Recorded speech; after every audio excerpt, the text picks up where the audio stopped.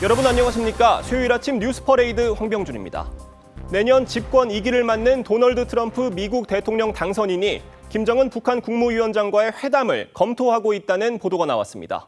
아직 최종 결정된 건 아니지만 그동안 트럼프가 김정은의 우호적인 태도를 보여왔던 만큼 미북 정상회담이 앞당겨질 수 있다는 전망이 나옵니다. 첫 소식 황선영 기자입니다. 2018년 6월 싱가포르에서 첫 미북 정상회담을 연 트럼프 전 대통령.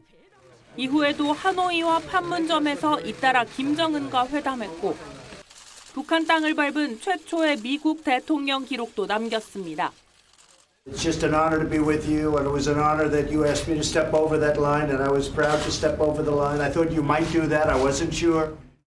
내년 1월 재집권을 앞둔 트럼프가 김정은과 다시 만날 수 있다는 외신 보도가 나왔습니다. 로이터 통신은 트럼프 정권 인수팀이 김정은과 직접 대화를 추진하는 방안을 논의하고 있다며 소식통 2명을 인용해 전했습니다. 다만 최종 결정된 일은 아니라며 이런 새로운 외교 노력을 통해 북한과 무력 충돌 위험을 줄일 수 있길 희망한다고 설명했습니다.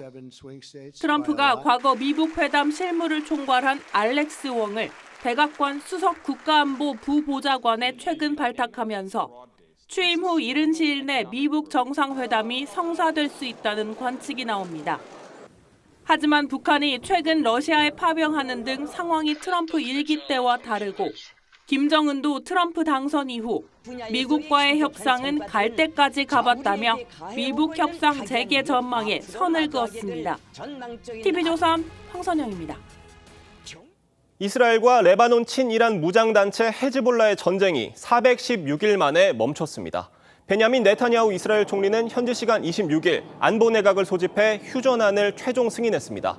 네타냐후 총리는 이란의 위협에 집중하고 이스라엘군을 재충전하고 보강하며 하마스를 고립시키는 것이 목표라고 휴전 이유를 밝혔습니다. 네, 갑자기 추워진 날씨에 어젯밤부터 많은 눈이 쏟아지면서 출근길 비상입니다. 수도권과 중부 내륙에는 대설특보까지 내려졌는데요. 서울 광화문 광장에 나가 있는 취재기자 연결해서 날씨 상황 알아보도록 하겠습니다. 네, 윤서아 기자, 지금도 눈이 내리고 있나요? 네, 밤새 많은 눈이 내린 서울과 수도권에선 차츰 눈발이 잦아들고 있습니다. 이 시민들은 미끄러워진 도로 위를 조심조심 걸으며 출근길 발걸음을 재촉하고 있습니다. 밤새 첫눈이 폭설로 바뀌면서 시간당 5cm가 넘는 눈이 쏟아진 수도권과 강원 지역엔 대설주의보가 발효됐습니다. 찬 공기를 동반한 눈구름이 유입되면서 전국 곳곳에 많은 눈이 내릴 전망입니다.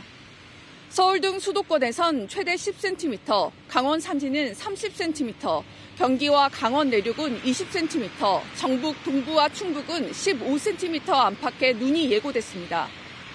북쪽에서 영하 40도의 찬 공기가 내려오면서 밤새 기온도 뚝 떨어졌습니다. 현재 서울의 기온은 0.3도, 파주는 영하 0.7도를 가리키고 있고 낮에도 5도 안팎의 추운 날씨가 예상됩니다. 이 때문에 내린 눈이 녹지 않고 쌓여 하루 종일 교통 불편이 예상됩니다. 해안가와 제주도엔 강풍특보까지 내려져 초속 20m 안팎의 돌풍도 몰아치고 있습니다. 서울시 등 각 지자체에서도 제설 작업을 시작했지만 찬 바람에 눈이 얼어붙는 결빙 구간이 곳곳에 생겨 안전에 유의하셔야겠습니다. 서울 북악산로 등 일부 구간은 새벽부터 교통 통제가 이뤄지고 있는 만큼 오늘 출퇴근길은 평소보다 일찍 나오시고 가급적 대중교통을 이용하시는 게 좋겠습니다. 광화문 광장에서 TV조선 윤서아입니다. 네, 화제의 이슈 콕 집어서 파헤쳐봅니다. 아침에 픽 시작합니다. 오늘은 폭설 관련 이야기 맹소영 기상칼럼니스트와 함께 자세히 짚어보도록 하겠습니다. 안녕하세요. 네, 안녕하세요. 네, 오늘 오시면서도 힘드셨을 것 같은데 저도 출근하면서 굉장히 애를 먹었거든요. 27일, 그러니까 오늘 자정을 넘기면서 서울과 경기 등에 대설주의보가 발효되기도 했습니다. 갑자기 많은 눈이 내렸는데 왜 이렇게 많은 눈이 내린 건가요? 대설주의보가 발령이 되려면 24시간 내에 추가적으로 5cm의 눈이 내려 쌓이게 돼도 대설특보가 내려지는데 네. 지금 수도권 지역 그리고 강원도 지역에 대설특보 그리고 일부 지역은 경보가 내려진 네. 지역이 있습니다.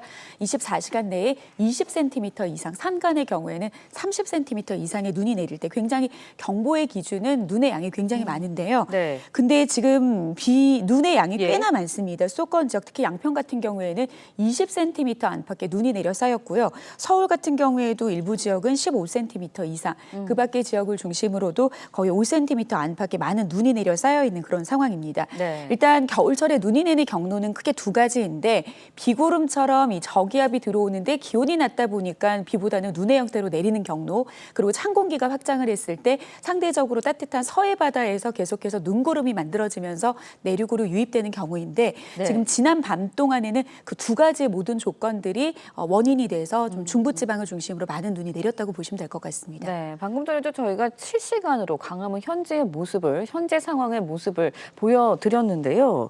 눈이 이제 이번 눈을 두고 굉장히 무거운 눈이다. 좀 조심을 해야 되는 눈이다. 이런 이야기들이 나오고 있거든요. 왜 그런 건가요? 뭐 흩날리는 눈 같은 경우에는 먼지처럼 날리기 때문에 우리가 눈의 무게를 체감할 수는 없지만 보통은 이제 1cm의 눈은 1mm의 비와 거의 맞먹습니다. 하지만 예. 눈의 무게를 따졌을 때는 굉장한데요. 그 이제 피해의 양이 굉장히 클 수밖에 없는데요.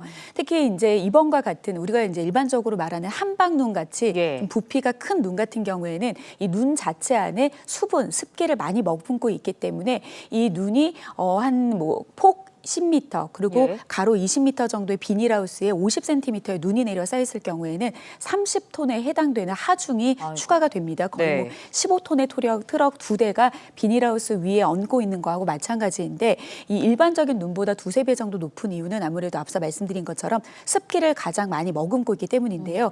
이번 같은 경우에도 지금 찬 공기가 확장을 하면서 서해 바다는 아직까지 따뜻한 그런 상태를 유지하고 있기 때문에 네. 바다에서는 계속해서 습기를 공급하고 있습니다. 그렇기 때문에 눈이 내릴 때 아무래도 좀 수분이 많이 공급된 무거운 눈이 계속해서 내릴 수밖에 없고 네. 지금 주 후반까지도 계속해서 눈 예보가 있기 때문에 각별한 대비가 좀 필요해 보입니다. 네, 저희가 지금 현재 이 시각 광화문의 모습을 계속해서 시청자 여러분께 보내드리고 있는데 어제 오후부터 일부 지역에서는 눈이 시작했거든요. 근데 어제 낮 기온이 10도 안팎을 기록했어요. 그렇다 보니까 영상의 기온에 눈이 내리는 거 이거 왜 이런 건지 이거 궁금하신 분들도 많을 것 같아요. 보통 우리가 기온이라고 하는 것은 일상생활에 지장을 받는 그 대기의 온도가 어느 정도 있는지를 관측을 하기 때문에 예. 이 기온이라고 하는 것은 각 고도마다 측정을 하지만 우리가 일반적으로 생활에 활용을 하는 거는 지면으로부터 한 1.5m 정도 떨어져 있는 공기의 온도를 말합니다. 그런데 눈 같은 경우에는 만들어지는 고도 자체가 상당히 높습니다. 그렇기 네. 때문에 지면으로부터 한 1.5km 떨어진 상공에서 영하 한 15도 아래로 떨어지기 시작하면 충분히 눈은 만들어질 수 있고요. 다만 이 눈이 만들어졌다 하더라도 지상의 온도가 높게 되면은 내리는 과정 안에서 비로 녹을 수밖에 없습니다. 하지만 이번처럼 눈, 비가 섞여서 내릴 경우에는 이 지상으로부터 한 800에서 900m 떨어져 있는 그 상층의 기온이 한 영하 4도 아래로 떨어지기만 시작하면 예. 지상으로 충분히 눈이 내려 쌓일 수가 있습니다. 그래서 따라서 지상에서는 한 영하 1도에서 1도 정도 상에서도 상층의 기온이 낮을 경우에는 눈이 내려 쌓일 수 있는 그런 조건이기 때문에 지금 중부지방 같은 경우에는 일부 지역에서는 눈비가 섞여 내리는 지역들이 있는데 뭐 이들 지역에서는 이제 상층 한 800에서 900m 사이에 영하 4도선이 어디에 위치를 하느냐에 따라서 기상청도 좀 예의주시하면서 눈비 예보를 함께 좀 보고 있는 그런 상황일 겁니다. 네, 알겠습니다. 그런가 하면요. 어제 전국 대부분 지역에 강풍특보도 발효가 됐습니다. 강한 바람으로 인한 사고도 잇따랐다고 하는데 강풍 오늘도 이어질 수 있나요? 물론 어제보다는 좀 낮습니다. 그러니까 강한 찬 공기가 상층에서 내려질 경우에는 예. 한 5km 상공에 영하 40도에 달하는 찬 공기 같은 경우는 굉장히 무겁습니다. 지면으로 떨어지는 과정에서 마치 높은 곳에서 낮은 곳으로 물이 떨어지면 수압이 굉장히 세지듯이 바람이 강해질 수밖에 없는데요. 어제 같은 경우에는 영남 일부 지역을 제외한 전국 대부분 지역 예. 강풍특보가 내려졌습니다. 하지만 지금은 이제 바다의 바람 그리고 주로 이제 서해안, 해안 쪽으로 강풍이 남아있는 그런 상황입니다. 그래서 좀 해안가 지역에 계신 분들은 각별히 좀 강풍에 대한 대비를 하셔야 될 것 같고요. 아무래도 찬 공기가 확장을 할 때는 찬 공기와 함께 바람을 동반하기 때문에 강풍특보 수준까지는 아니더라도 아직까지 내륙 지역에 남아있는 강풍에도 각별히 계속해서 대비하셔야 될 것 같습니다. 네, 이제 본격적으로 겨울로 접어드는 모양새인데 겨울 날씨 이야기도 해보도록 하겠습니다. 한 달 전까지만 해도 기상청이 이번 겨울 굉장히 추울 것이다 이런 전망들의 기사들이 나왔었는데 최근에는요 또 따뜻한 겨울이 올 것이라는 전망을 내놨어요. 맞나요? 어떤 게 맞는 건가요? 따뜻하라기보다는 평년과 비교를 했을 때 비슷하거나 높을 전망이라고 하는데 예. 아무래도 이제 지구 온난화로 인해서 전반적으로 지구 온도가 올라가고 있는 추세이기 때문에 전체 평균적으로 봤을 때는 기온은 올라갈 수밖에 없습니다.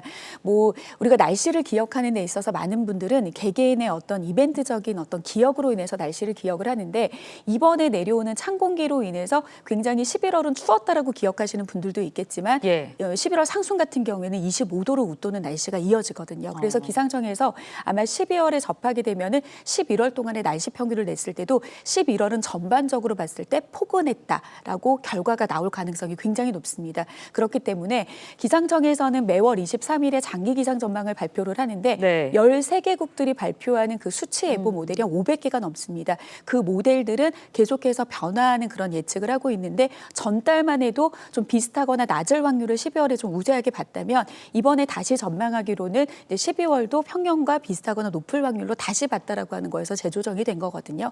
그렇기 때문에 평년보다 높다라고 하는 부분을 네. 포근하다라고 보기보다는 이번처럼 평년보다 전반적으로 높지만 그 안에 자세하게 들여다보면 굉장히 극단적인 이상 고온의 현상과 이상 저온의 현상이 덩달아 나타나게 되면은 이번 같은 경우에는 추위와 함께 또 폭설도 덩달아 내릴 가능성이 높다라는 점으로 좀 해석해서 보시면 될 것 같습니다. 네, 근데 이번에 날씨를 좀 보면 아침 최저 기온이 평년보다 포근했다가 하루 만에 이렇게 또 10도 넘게 떨어지는 경우도 있거든요. 좀 너를 띈다라는 생각이 드는데 기습 한파, 뭐 대서특보 이런 게 이번 겨울에도 많이 발령이 될까요? 이렇게 널뛰는 날씨가? 그렇죠. 지금 이제 비단 우리나라 주변의 날씨 상황뿐만이 아니라 이제 전 지구적인 어떤 예. 기후 상황을 봤을 때는 지금 바다 온도도 굉장히 뜨거운 상황이기 때문에 지금 전 지구적으로 극한의 그런 날씨들이 나타날 가능성 그리고 이미 현재 전 세계적으로 나타나고 있는 그런 상황인 건데요. 다만 이번 겨울 같은 경우에는 가을처럼 좀 짧은 기간의 롤러코스터처럼 하루 네. 만에 좀 기온이 급감하는 형태보다는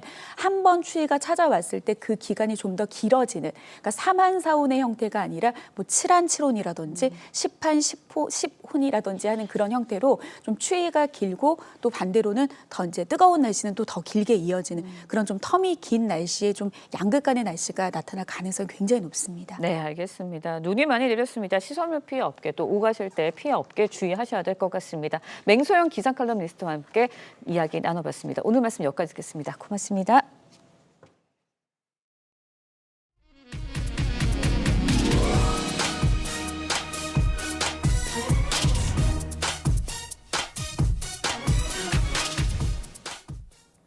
더불어민주당은 해병대원 국정조사특위 위원 명단을 오늘 제출할 예정입니다.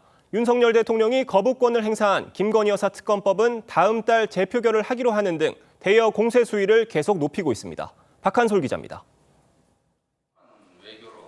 민주당은 우원식 국회의장 제안대로 해병대원 국조특위 명단을 오늘까지 제출하겠다며 여당엔 특위 출범 협력을 촉구했습니다. 국정조사로 최해병 순직 사건 수사 외압의 진실을 밝혀내겠습니다. 하지만 국민의힘은 국정조사와 관련 내부 의견 조율이 좀 더 필요하다는 입장입니다. 국정조사 관련해서는 우리 국민의힘에서는 기본적으로 부정적인 입장입니다. 민주당이 이재명 대표의 위증교사 사건 1심 무죄로 반전의 계기를 잡고 대여 공세에 강화하는 모양새입니다. 윤석열 대통령이 어제 김건희 여사 특검법에 거부권을 행사하자 바로 용산 대통령실을 찾아 취임 이후 25번째 거부권 행사가 정권 거부로 이어질 것이라며 강력 항의했습니다. 내일 본회의 처리하려던 특검법 재표결은 다음 달 10일로 미뤘는데 내홍을 겪는 여당 의원 이탈표를 노리는 것이란 분석이 나옵니다. 여권 내부에 분열이 가시화되고 있는 상태에서 이를테면 조직적 이탈표를 기대할 수 있을 것인가라는 그런 의견들도 있습니다. 민주당이 대여 압박을 강화하는데도 여당은 게시판 논란으로 분열돼 갈등만 이어간다는 지적이 나옵니다. TV조선 박한솔입니다. 공천 개입 의혹의 핵심 인물인 명태균 씨에 대한 구속 적부심이 오늘 열립니다. 오세훈 서울시장은 3년 전 보궐선거 당시 명 씨 도움을 받았다는 의혹을 정면으로 부인했는데 명 씨 통화 녹음 파문이 계속 확대되는 양상입니다. 유혜림 기자입니다. 오늘 오후 4시 창원지법에서 명태균 씨에 대한 구속 지속 여부를 검토하는 구속 적부심 신문이 진행됩니다. 15일 정치자금법 위반 혐의로 구속된 명 씨는 검찰 측의 요청으로 내달 3일까지 구속기한이 한 차례 연장됐습니다. 명 씨는 전날 강혜경 씨가 받았다는 돈 대부분을 전달받지도 못했는데 허위 주장으로 부당하게 구속됐다며 구속적부심을 청구했습니다. 책상 서랍에 넣어두었다는 건데 키를 가지고 있는 분은 김영선 의원과 강혜경 씨였다고 합니다. 2021년 서울시장 보궐선거에서 명 씨 도움을 받았다는 의혹이 제기된 오세훈 서울시장은 관련 사실을 부인했습니다. 미공개 여론조사를 의뢰한 적도 보고받은 적도 없다며 후원자 김모 씨가 명 씨에게 돈을 건넨 의혹도 선을 그었습니다. 추후에 3,400만 원을 줬다. 혹은 또 그 이상의 액수가 갔다 하는 거를 저로서는 관심도 없고 알리도 없고 알 수가 없는 거죠. 법원은 구속적부심 신문 후 24시간 안에 결정해야 하는 만큼 늦어도 내일 밤까지는 명 씨의 석방 여부가 확정될 전망입니다. TV조선 유혜림입니다.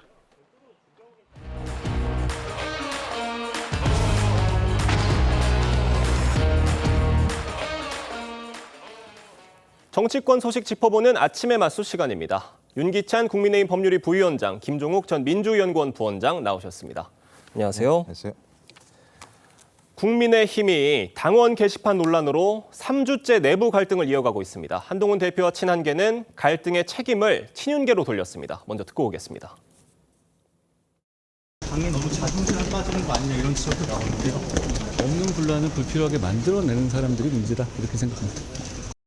당의 헤게모니 장악을 위한 싸움이 이제 시작된 것이고 그런 측면에서 한 대표를 끌어내리기 위해서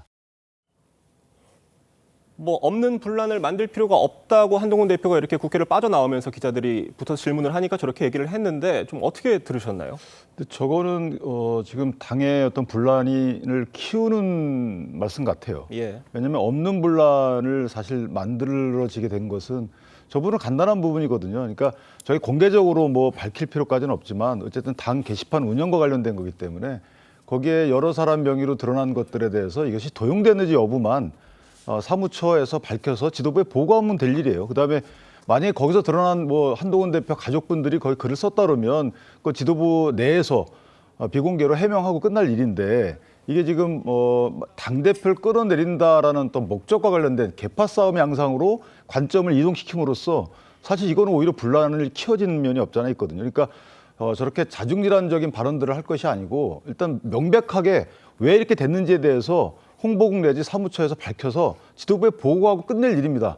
더 이상 저렇게 가게 되면 저는 개인적으로 저 부분은 지금부터 말씀하시는 분들이 자중질환을 일으키는 거예요. 네, 말씀 주신 것처럼 어떤 방식으로든 한동훈 대표가 이 의혹을 해소를 할 필요가 있다는 얘기들이 계속 나오고 있는데 친한계에서는요, 이 당원 게시판 논란을 한 대표를 끌어내리려는 움직임이다 이런 얘기 나오고 있습니다. 일단 친한계가 한동훈 대표를 지지하는 분들인데 그분들 스스로가 한 대표를 끌어내리려고 하는 움직임이라고 얘기하면 뭔가 있다라고 판단했으니까 얘기를 했겠죠. 이게 자신들한테 좋은 얘기는 아니지 않겠습니까? 저는 그리고 또 여의도에서 이런 얘기들이 좀 한번 쭉 돈 적이 있었습니다. 그러니까 한동훈 대표 체제를 무너뜨리려고 하는 의도가 있는 거 아니냐라는 얘기가 돌아다녔었고요. 그 이유 중에 하나는 아마도 그 총선 이전에 윤한 갈등부터 시작됐다고 생각이 들고요. 그다음에 당대표 선거 전에 소위 대통령 부인이 한동훈 대표에게 문자를 보냈는데 대표가 이걸 읽고 씹었다라는 얘기가 나오기 시작하면서부터 소위 당대표 선거 관련해서 대통령실 또는 대통령 부인이 한동훈 대표 체제에 대해서 동의하지 않는 거 아니냐라는 얘기가 있었거든요. 근데 최근에 친윤계 의원들이 중심적으로 이 부분에 대해서 문제 제기하고 있고 또 거기에 최선봉이 장해찬 전 최고위원이라는 사실들을 봤을 때 어찌 보면 내용 자체는 별게 아닙니다만 외부적으로 드러나는 모습들은 대통령 부인 대 집권여당 당대표 간의 갈등으로 보이는 양상들이 꽤 있기 때문에 저는 내부에서 이 문제 관련해서 이렇게 확장을 해야 될 이유가 있을까라는 생각이 들어서 그 내용과 무관하게 이제 권력 싸움 또는 내부의 계파 싸움으로 확전된 상황이다 이런 생각이 듭니다. 예, 한동훈 대표가 명태균 논란을 언급하면서 출범을 예고했던 여론조사 경선 개선 TF를 두고는 이게 친윤계에 대한 경고성 성격이다라는 말이 친윤계 중심으로 나오고 있는 것 같아요. 이 친윤계와 친한계 간의 공방이 계속되고 있습니다. 그러니까 저게 좀 명태균 TF라고 해석을 하기보다는 사실 여론조사 관련돼서는 그 신빙성이나 그 역할이 너무 과중하다. 네. 그거는 이제 뭐 정책의 방향을 정하거나 당 운영에 참고하기 위해서 여론조사하는 것은 큰 문제가 없지만 실제 공천에 어떤 점수를 주는 방식의 여론조사는 이건 좀 의미가 너무 좀 왜곡될 수가 있다라는 취지의 문제 제기가 정치권에서 계속 있어 왔거든요. 그러니까 아마 저 TF에서 할 일은 공천 과정 등에 있어서 여론조사 반영 비율을 할 것인지 말 것인지 어떤 방법으로 할 것인지 또는 그 왜곡될 수 있는 여건을 어떤 식으로 좀 불식시킬지 이런 제도 개선 차원에서 운영되더라도 아무 문제가 없을 것 같고요. 저는 그런 취지의 TF라고 생각을 하고 다만 이제 명태균 이슈를 자꾸 끌고 나오게 되면 이게 명태균 TF라고 붙일 이유도 없는 거고요. 예를 들면 한 대표께서 그런 말씀하셨단 말이죠. 명태균 의혹과 관련된 분들이 그 의혹을 불식시키기 위해서 한 대표 게시판 관련돼서 언급을 자주 한다. 근데 여기에 명태균을 자꾸 끌고 나올 이유가 없어요. 이건 저희 당내에 굉장히 안 좋은 악재거든요. 그런데 당내에서 여러 가지 뭐 문제를 해결하는 과정에서 명태균 씨를 재소환한다. 저는 이 부분도 좀 이해가 안 돼요. 그러니까 이런 식으로 뭔가 나의 정치적인 이득이나 방어를 위해서 이 전체적인 이익을 훼손시키는 언행은 다들 좀 조심해야 되는 게 아닌가라는 생각을 합니다. 예, 뭐 명태균 씨 논란과 이 당원 게시판 논란이 복합적으로 파장을 일으키고 있는 것 같아요. 지금 참 보면은 한 대표가 법무부 장관 시절에 댓글팀을 운영했다는 의혹, 이 의혹은 올해 7월에 장해찬 전 최고위원이 처음 언급을 했고 시민단체 고발해서 지금 경찰 수사도 이루어지고 있잖아요. 민주당에서는 양문석 의원이 이걸 거론을 하면서 특검을 도입하자는 주장까지 하고 있습니다. 일단 이분과 관련해서 특검 부분 같은 경우는 양문석 의원이 개인적인 제기를 한 거란 생각이 드는데 이 논란의 발단은 언제였었냐면 대통령 부인이 한동훈 그 당시 비대위원장이겠죠. 비대위원장 시절에 보냈던 문자 내용을 보면 댓글 부대가 있는 것과 같은 뉘앙스가 있는 문자가 갔었고 소위 장해찬 전 최고 같은 경우는 직접적으로 본인이 증거가 있다는 얘기를 했었습니다. 근데 그 문제가 있고 난 다음에 그 이후에는 잠잠해졌었는데 최근 당원 게시판, 국민의힘 당원 게시판에 나온 내용들을 보면 소위 한동훈 대표의 가족들의 명의로 글이 올라왔었는데 그것도 이제 대통령을 공격하는 내용인데 1분이나 2분 단위로 그 동일한 내용들의 글이 올라오는 사실을 보면서 이거 가족들이 이렇게 했겠는가라는 생각들을 하는 거죠. 그렇다면 뭔가 조직적인 뭔가 있을 것이 아닌가라는 얘기를 했었는데 한동훈 대표가 초기에 이 문제에 대해서 아무런 대답을 하지 않으면서 훨씬 더 문제가 불거진 측면이 꽤 있습니다. 전 그렇다면 단순한 거 아니겠습니까? 물어봐서 썼는지 안 썼는지. 만약 썼다면 국민에게 사과하면 되는 것이고 쓰지 않았다고 얘기하면 뭐 당무감사를 하든 아니 수사를 의뢰하든 방식을 통해서 문제를 풀어야 되는데 그렇지 않다 보니까 뭔가 외부에 한동훈 당대표와 함께하고 있는 댓글 부대가 있는 거 아니냐라는 얘기가 있는 것이고 이 얘기는 결론적으로 과거 김경수 전 경남도지사에 대한 특검이 있었던 드루킹 사건과 유사한 사건으로 가는 측면들이 있기 때문에 그런 차원에서 아마 양문석 의원은 이것이 더 확장된다면 특검으로 가야 되는 거 아닌가 이런 얘기를 한 것 같습니다. 네, 참 이 여당 내홍이 점입가경인 상황에 야당도 지금 개입을 하고 있는 것으로 보이고요. 명태균 씨 관련 소식도 짚어볼 텐데요. 명 씨가 오세훈 서울시장을 도왔다는 의혹에 대해 오 시장이 적극 반박에 나섰습니다. 직접 듣고 오겠습니다. 추후에 3,400만 원을 뭐 줬다. 혹은 또 뭐 그 이상의 액수가 갔다 하는 거를 저로서는 관심도 없고 알 리도 없고 알 수가 없는 거죠. 그걸로 명태균 씨와의 인연이 끝났다고 생각을 하는데 제가 거기에 관심을 가질 이유도 없잖아요. 저에 대해서 각종 악담, 험담을 창원 지역 중앙정계에서 하고 다니는 게 다 확인이 됩니다. 자기 뜻대로 안 됐으니까 악담하는 거 아닙니까? 지금 뭐 들으신 것처럼 오세훈 서울시장은 뭐 명 씨에게 여론조사를 의뢰한 적이 없고 또 후원자 김모 씨의 행위는 자신과 아무런 관련이 없다 이런 입장입니다. 오세훈 시장이 이 문제 초기에 나왔을 때 말씀을 하셨어야 되는 부분이라는 생각이 들고요. 일단 기본적으로 좀 빨리 조치를 하셨어야 되는데 또 국감장에서 본인 같은 경우 이미 고소고발장 다 만들었다고 얘기했었잖아요. 그다음에 아무런 조치를 취하지 않았거든요. 그리고 지금 내용을 보면 그런 겁니다.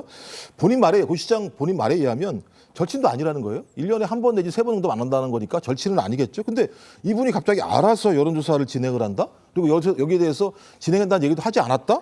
그리고 대금을 지불했다? 이래야 될 이유가 하던 게 뭐가 있겠습니까? 오히려 제가 볼 때는 선거 후원금을 지원하는 게 나은 거라는 거죠. 그다음에 두 번째로는 3,300만 원이라는 돈이 간 건 사실이고요. 또 그 외에도 또 다른 돈이 갔다라고 하는 주장들이 나오는 상황이고 이 문제에 대해서 강혜경 씨만 주장하는 게 아니라 명태균 씨 통화 녹취도 나왔단 말이에요. 전 그렇다면 이 문제 관련해서는 오세훈 시장은 주장할 수 있는 거죠. 그렇다면 저는 오세훈 시장이 이게 사실이 아니라면 빨리 고소고발했어요. 수사를 통해서 밝혀야 됩니다. 왜냐하면 쌍방이 계속 이 내용과 관련해서 뭐 맞다 틀리다 이렇게 얘기를 하게 되면 확정이 될 수밖에 없는 상황이고 명태균 씨 게이트 문제가 오히려 오세훈 시장 문제로 전환될 가능성도 꽤 있거든요. 저 그렇다면 빨리 이런 부분들은 수사에 맡겨서 어떤 이 여지를 갖다가 막는 것이 더 좋은 방법이 아닐까 이런 생각이 듭니다. 네, 근데 방금 오세훈 시장이 뭐 고소고발장을 준비해놓고 아무 조치도 하지 않고 있다. 이 부분에 대해서는 오세훈 시장이 지금 명태균 씨에 대한 검찰 수사가 진행 중이기 때문에 그 진행 상황을 보고 행동을 취할 것이다라는 입장이라는 점 말씀을 드리고요. 윤기찬 부위원장님은 오세훈 시장 입장 어떻게 들으셨습니까? 이게 이제 오세훈 시장 측에서는 처음부터 일관되게 얘기하고 있어요. 그러니까 처음 찾아왔었다, 만났다. 그다음에 당시 캠프를 총괄하고 있는 강모 부시장에게 연결시켜줘서 강모 부시장하고 싸웠다. 그 뒤로는 연락이 이제 소원해졌고 최근까지도 그 김모 씨와 명태균 씨가 연락하는지는 최근에 알았다. 그러니까 이런 명확한 입장을 계속 유지하고 있고 여기에 반하는 사실관계가 나오지 않고 있어요. 또 하나는 명태균 씨가 지난 초에 보면 오세훈 시장은 본인이 왜 시장이 됐는지도 모를 것이다라는 얘기를 했어요. 그 말은 뭐냐면 오 시장 캠프하고는 본인의 활동하고는 관련이 없다. 오세훈 시장은 몰랐을 것이다 얘기하고 있기 때문에 그 부분은 지금 나오는 얘기들은 큰 의미가 없다고 보고 무엇보다도 강혜경 씨가 그렇게 말해요. 이게 막 오세훈 시장 측으로 여론조사 결과가 갔을 것이라고 생각한다라고 본인 판단을 얘기하고 있기 때문에 저는 저 부분과 관련돼서는 오세훈 시장이 관련됐다는 아직까지 정황적 증거는 없다는 것이고 또 하나는 김모 씨라는 그 후원자라는 분이요.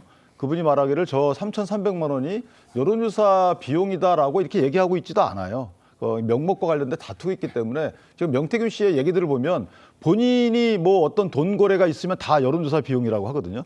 지금 뭐 그 용산에 취직하신 분 그분과 관련돼서도 경북의 뭐 일간지 신문 대표와 관련돼서도 3,300만 원은 뭐 예전에 이준석 대표의 강연비라고 그랬다가 또 2억 원 중에 1억 원은 또 뭐 취직에 대한 대가라 그랬다가 이 왔다 갔다 하기 때문에 아직까지는 명태균 씨 내지 강혜경 씨의 저런 말들에 대해서 신빙성을 부여할 때는 아니다 이렇게 생각합니다. 네, 지금 오세훈 서울시장이 연관돼 있다라는 이런 의혹까지 나온 상황이고요. 대통령실 취업 청탁 의혹도 있습니다.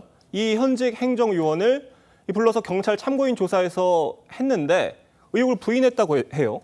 그리고 지금 이 취업 청탁 의혹도 있고요. 공천 거래 의혹도 있습니다. 이렇게 지금 검찰 수사가 지금 약간 산으로 가고 있다. 이런 지적들도 나오고 있어요. 그러니까 저도 이해가 안 되는 예를 들면 여론 조작 말씀하신 선거 조작, 공천 개입, 거기다 이제 국정 개입에다가 지금은 이제 인사 비리까지 나오는 상황이거든요. 근데 내용적으로 보면 정황 증거들은 꽤 있어요. 왜냐하면 이 행정요원이나 육급 행정요원이라는 분이 미래한국 연구소 연구위원으로 4개월 동안 재직을 합니다. 근데 강혜경 씨 말에 의하면 경력을 만들기 위해서 들어갔다라고 하는 거거든요. 그럼 굳이 미래한국 연구소라는 이름을 가지고 뭐 미래한국 연구소가 중앙정치판에서 아는 내용도 아닌데 왜 4개월짜리 경력을 만들기 위해서 연구위원이라는 직책에 들어갔는가? 그리고 그 이후에 바로 윤석열 대통령 당시 후보의 캠프에 들어갔었고 인수위의 실무위원으로 있었고 올해 대통령실의 행정요원으로 들어갔다는 상황을 보면 저는 이것들이 외부의 어떤 힘이 아니고서는 이런 형태의 흐름이 있었겠는가라는 생각이 들고 이건 뭐 정황입니다만 명태균 씨의 녹취 내용이 나오면 저희 국민의힘이나 용산 같은 경우는 이거 무슨 과장된 얘기야, 허황된 얘기야 이런 얘기 많이 했었습니다만 결론적으로 대부분 다 사실로 가는 경우들이 많이 있었어요. 이 사건도 마찬가지인데요.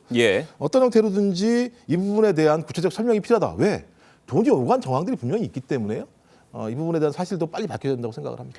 근데 제가 하나 더 덧붙이면 이게 이제 이미 일어났던 일에 대해서 본인들이 이걸 왜곡시키는 동기나 순서나 이런 걸 왜곡시키는 거 되게 쉬워요.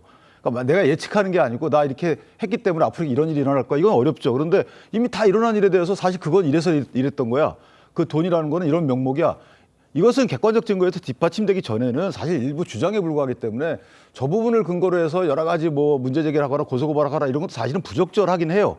그러니까 지금 그런 단계거든요. 그러니까 검찰도 무슨 황금폰 얘기도 나오고 있는 거 아니겠어요? 그 부분은 뭐냐면 뭐가 입증이 돼야 될 거 아니겠어요? 강혜경 씨의 전원 등이 대부분이기 때문에 이거에 대해서 정치권이 휩쓸리는 것 자체가 저는 아직까지는 납득이 좀 안 된다라는 생각이에요. 그러니까 지금 그런 여러 가지 주장들과 정황들이 걷잡을 수 없이 지금 나오고 있는 이유가 검찰 수사가 애시당초 시작할 때 명태균 씨의 그 이른바 황금폰을 확보를 했었어야 되는데 지금 그 구체적인 증거를 확보하지 못하고 명태균 씨의 지금 입에만 매달리고 있는 상황 때문이라는 지적들이 있어요. 어떻게 보십니까? 그러니까 처음에 검찰 수사가 시작이 된 것은 이제 선거관리위원회에서 고발한 내용, 정치자금법, 그러니까 소위 말하는 후원금 등의 사용 내역 증빙 서류가 부족하다. 그래서 강경영 씨, 명태균 씨, 김영선 씨 등을 고발 내지 수사 의뢰한 거거든요. 그러니까 검찰의 수사 범위는 그 정도에 한정됐던 거죠. 그러다 이제 여러 가지가 이제 터지고 나니까 그 뒤에 부랴부랴 수사를 시작했기 때문에 그대로 이제 황금폰 위치라는 것이 명태균 씨가 사실 얘기를 해줘야지만 알 수 있는 거라서 저는 황금폰의 위치 여부를 떠나서 이미 알려질 거 다 알려졌다고 봐요. 여기에 대한 명목이나 경위, 순서 또는 왜 그랬는지 본인 개입 여부 이런 것들에서 명태균 씨가 그냥 강혜경 씨가 어떤 뭘 만드는 거예요. 이제 거기에 정치권은 휩쓸리는 거기 때문에 차분히 바라볼 필요도 없잖아 있다. 아니 저는 그 부분은요. 이제 검찰이 지금 저는 매우 실수했다고 생각하는 거예요. 그러니까 선관위에서 창원지검에 집어넣었잖아요. 예를 들면 수사검사가 없는 곳에다가 배당을 했어요. 9개월 동안 여기에 대한 수사를 전혀 하지 않았습니다. 사건이 불거지고 나니까 부랴부랴 수사검사를 배당을 해서 수사를 진행했는데 계속 뒷부분 맞췄어요. 그러니까 예를 들면 핸드폰도 확보를 못한 거 아니겠습니까? 어떤 수사의 핵심적인 내용들은 압수수색을 통해서 증거들을 확보하는 거잖아요.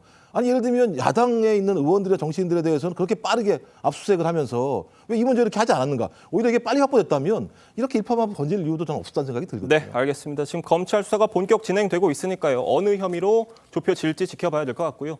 다음 이야기로 넘어가 보겠습니다. 위증교사 사건 1심에서 무죄를 선고받은 이재명 대표가 민생 행보에 박차를 가하는 모습입니다. 이 대표 목소리 들어보겠습니다. 민생의 핵심은 경제 아닙니까? 성장해야 민생도 있는 거죠. 그런데 여기서 제일 중요한 역할을 해야 될 정부가 그 역할을 전혀 하지 못하고 있습니다. 전적으로 정부의 무능과 무관심, 무지, 불법 때문입니다. 한동훈 대표가 판결에 대해서 존중하지만 수긍하기 좀 어렵다 이런 이야기를 했습니다. 한동훈 대표님은 재판보다는 민생에 좀 신경 쓰시는 게 좋겠습니다. 이재명 대표가 위증교사 1심 선고에서 무죄를 받고 나서 이제는 민생을 챙길 때다라고 판단을 하고 있는 것 같아요. 그러니까 첫 번째는 그 사법 리스크, 본인의 사법 리스크에 대한 국민의 이제 정치권의 관심을 돌려야 되는 거잖아요. 그러니까 민생 행보를 함으로써 사실은 이제 언론이나 국민이나 당원들의 관심을 글로 돌리려는 목적이 하나 있는 것이고, 또 하나는 지금 이재명 대표가 쭉 사법 리스크를 대응하는 관점을 보면 지지율이 받쳐주기 때문에 그 국민적 지지율로 인해서 당내 분란도 불식되고 그러니까 사법 리스크도 어느 정도 도움을 받고 있다라고 판단을 했겠죠. 그러니까 이 지지율을 제고하거나 최소한 지지를 유지하기 위해서는 민생 행보를 해야지만, 근데 사실 야당 대표가 민생 행보 할 수 있는 방법이 제한돼 있고, 그럼 민생 행보라서 국회에서 정책으로 이게 위반이 되거나 이렇게 돼야 되는데 국회 내에서 또 민생 행보 하고 계시지 않거든요. 그러니까 어쨌든 이건 국민적 평가 있을 거고, 이재명 대표 입장에서 보면 민생 행보로 인한 지지율 제고 내지 유지가 본인의 사법 리스크를 방어하는 데 상당히 유리할 것이다라고 판단했을 것으로 봅니다. 네. 이재명 대표가 내일은 이석연 전 법제처장을 만날 예정이라고 해요. 네. 일단 국가 운영이나 국정 운영 문제와 관련해서 국민들 같은 경우는 진보도 있고 보수도 있고 중도도 있는 상황이지 않습니까? 그렇다고 이제 민주당 같은 경우는 진보적인 계열의 정당으로 제기가 되고 있기 때문에 또 중도적인 인사나 아니 보수적인 인사를 만나서 그분들의 생각이 어떤지 듣는 건 매우 좀 중요하다고 생각이 드는데, 이미 이재명 당대표 같은 경우는 김종인 전 위원장, 그다음에 윤여준 전 위원장들을 이미 만났었고요. 이번에도 이석연 법제처장을 만나는 행보들은 중도적이며 보수적인 인사들을 통해서 외연도 확장하면서 그분들이 민주당이 어떤 걸 주문하고 있는지 또 어떤 방향으로 가야 될지에 대한 얘기들을 듣는 어떤 과정이라는 생각이 들고, 좀 그런 측면에서 좀 대통령께서도 야당 당대표 좀 자주 만나시고요. 그다음에 한동훈 당대표도 마찬가지입니다만 진보적인 인사들 자주 만나셔가지고 소위 왜 많은 분들이 국정 운영에 대해서 비판적인 시각을 가지고 있는지, 또 그다음에 현 상황에서 어떻게 보는지를 통해서 좀 폭넓은 시야를 가져야 서로가 대화를 나눌 때도 훨씬 더 좀 지혜롭고 새로운 대안적인 방향으로 갈 수 있지 않을까 생각이 들어서 이재명 당대표 같은 행보들을 좀 한동훈 당대표도 좀 했으면 좋겠다 이런 생각이 듭니다. 개인적으로 보면 말씀 주신 게 맞다고 보는 이유가, 대통령이 이제 이재명 대표와 이 정기국회가 마무리되거나 그 직전이나 그때쯤에서 영수회담으로 불리는 대통령과 그 이재명 대표와 회담은 준비할 필요가 있다고 저는 개인적으로 봅니다. 네, 알겠습니다. 두 분 말씀은 오늘 여기까지 듣도록 하겠습니다. 감사합니다. 경남 창원에서 비에 젖은 내리막길을 달리던 화물차의 브레이크가 고장나 3중 추돌 사고가 났습니다. 이 화물차는 갓길에 있는 긴급 제동 시설로 진입해 가까스로 멈춰 섰고 다행히 인명피해도 없었습니다. 이성진 기자입니다. 빗길 도로를 내려오던 화물차가 비틀거리며 앞서가던 승용차를 들이받습니다. 들이받친 승용차는 충격으로 옆 차선의 다른 차를 추돌합니다. 사고를 내고도 속도를 줄이지 못하는 화물차는 갓길에 있는 인공 경사로로 진입해 꼭대기에서 가까스로 멈춰섭니다. 경남 창원 터널을 빠져나온 화물차는 내리막길에서 브레이크가 고장난 것으로 파악됐습니다. 브레이크가 이제 아깝게 안 되니까 거기서 이제 쭉 내려오면서 승용차를 갖다가 오른쪽 구미를 갖다 받고. 화물차가 올라간 인공 경사로는 길이 70m, 넓이는 10m로 자갈이 1m 깊이로 깔려 있습니다. 차량의 긴급 제동을 위해 지난 2020년 6월에 만들어졌습니다. 자갈이 들어가가지고 그 안에 이제 공간이 생김으로 인해서 차 바퀴가 빠지면서 강제로 제동이 되는. 제동 시설이 만들어지기 전인 지난 2017년 11월에는 브레이크가 고장난 화물차 때문에 대형 사고가 발생했습니다. 기름을 실은 5톤 화물차가 내리막길에서 제동이 안 되면서 중앙 분리대를 들이받고 화염에 휩싸여 다른 차량 9대까지 불길이 번져 3명이 숨졌습니다. 7년 전 사고 이후 만든 긴급 제동 시설 덕분에 대형 사고가 되풀이되는 걸 막을 수 있었습니다. TV조선 이성진입니다.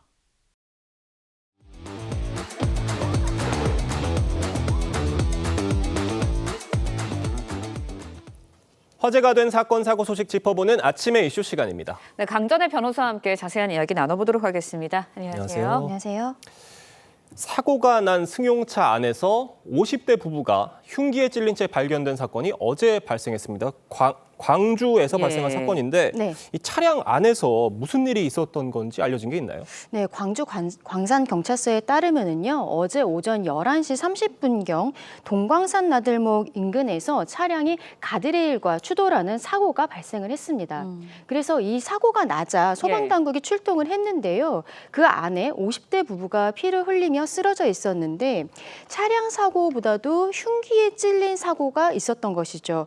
그래서 일단은 그 자리에서 경찰은 병원으로 옮겼는데 남편은 결국 숨졌고요. 운전석에 있던 아내 같은 경우에는 수술을 마쳤는데 현재까지도 의식을 찾지 못하고 있는 것으로 알려지고 있습니다.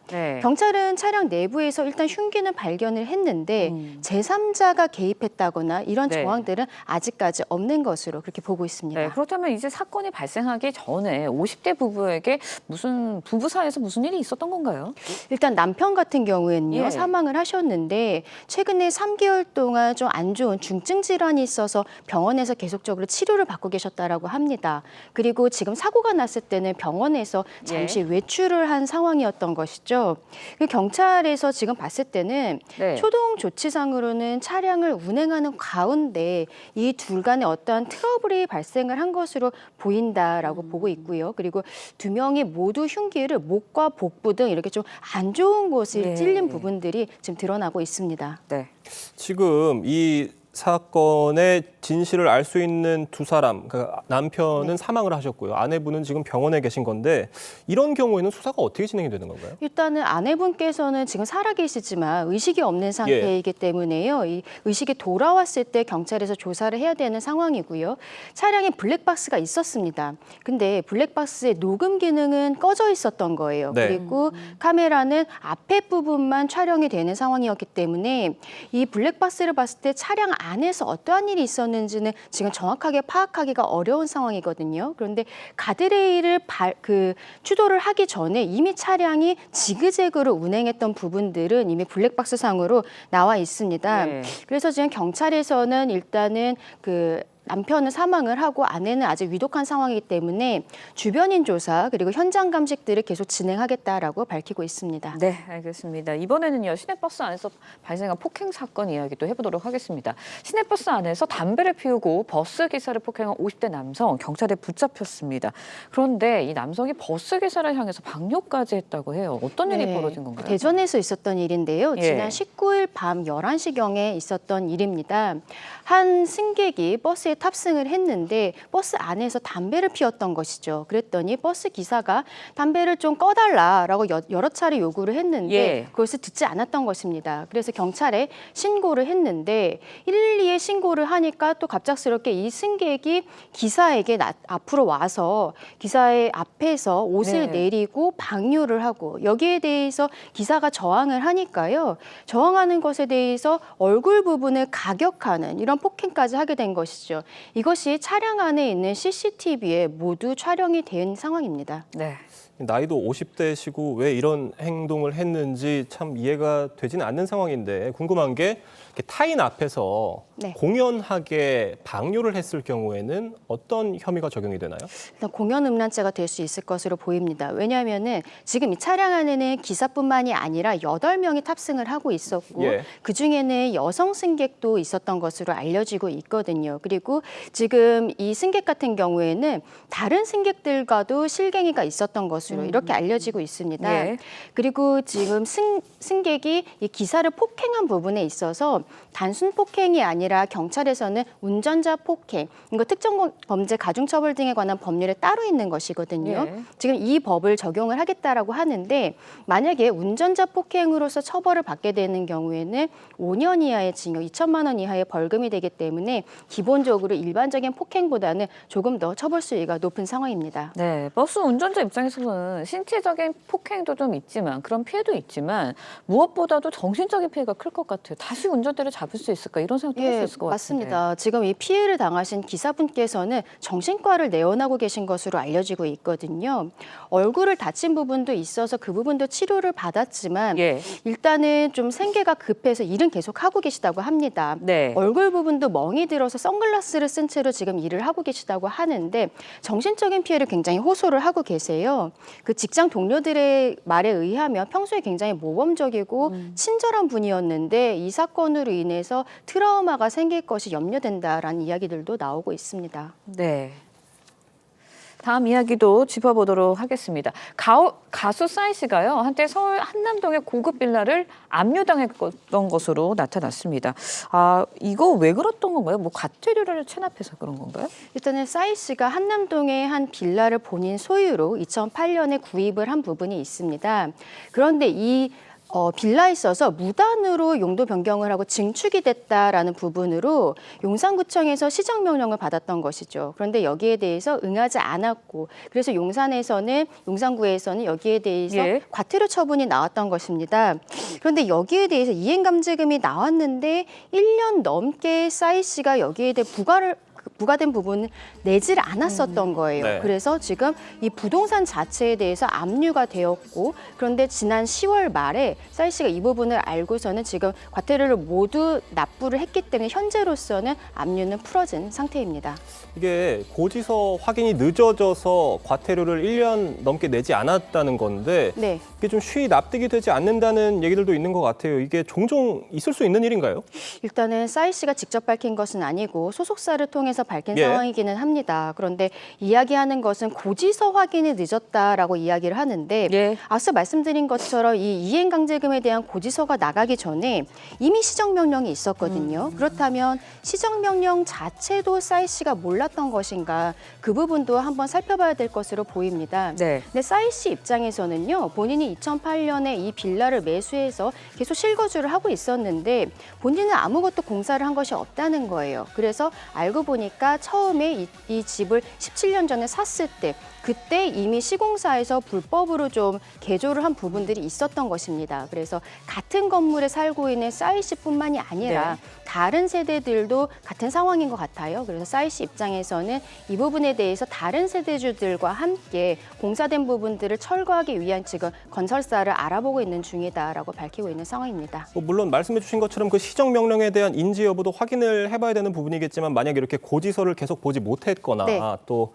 과태료를 납부하지 않았다면 통상 어떤 처분이 내려지게 되는 건가요? 일단은 압류가 되어 있었다라고 말씀드렸잖아요. 여기에 대해서 결국 싸이 씨는 10월 말에 모두 다 납부를 했기 때문에 압류는 해제가 된 상황인데 이러한 이행강제금, 과태료 이런 것들을 납부를 하지 않는다면 결국에는 압류에 따라서 이 집이 경매 처분이 되거나 이렇게 갈 수도 있는 것이죠. 네, 알겠습니다. 오늘 말씀은 여기까지 듣겠습니다. 감사합니다. 감사합니다.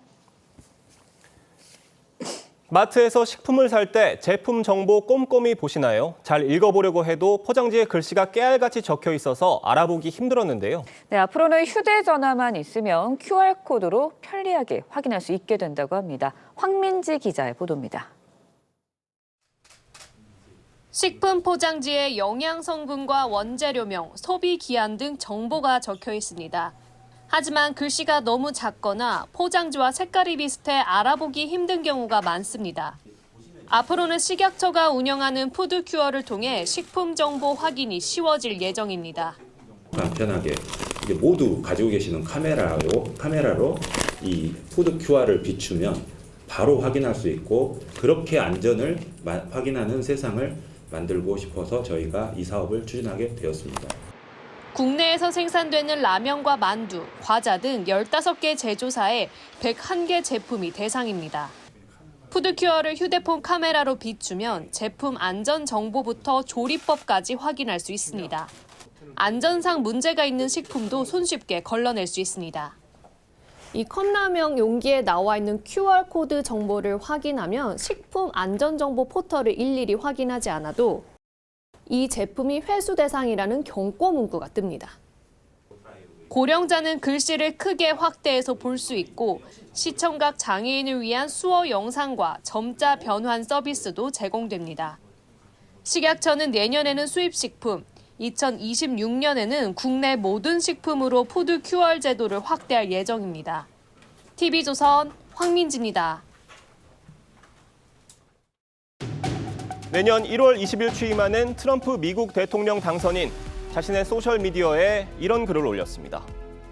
멕시코와 캐나다를 통해 수천 명이 쏟아져 들어오고 있고 그 어느 때보다 많은 범죄와 마약이 유입되고 있다. 이에 대한 대책도 내놨습니다. 중국에서 들어오는 모든 제품에 대해 추가 관세에 더해 10% 관세를 더 부과하고 멕시코와 캐나다엔 25% 관세를 각각 부과하는 행정명령에 서명하겠다는 겁니다. 기간은 불법 이민과 마약 유입 문제가 해결될 때까지입니다.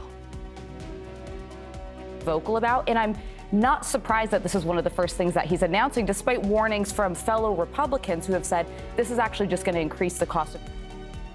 여기에 더해 취임 직후 갖가지 행정명령에 무더기로 서명할 것으로 보이고 성전환 군인 추방과 우크라이나 전쟁 조기 종전 등 준비 중인 행정명령만 300여 개입니다. 행정명령 1호는 불법 이민자 추방으로 꼽힙니다. 트럼프 2기 집권과 동시에 국제 정세가 요동칠 것으로 보이는데 인건비가 싸고 미국으로 수출이 용이해 멕시코에 진출한 국내 기업은 당장 초비상입니다. 우리 정부도 나서서 멕시코 연방 정부와 협력을 강화할 방침으로 알려졌습니다. 앵커 리포트였습니다.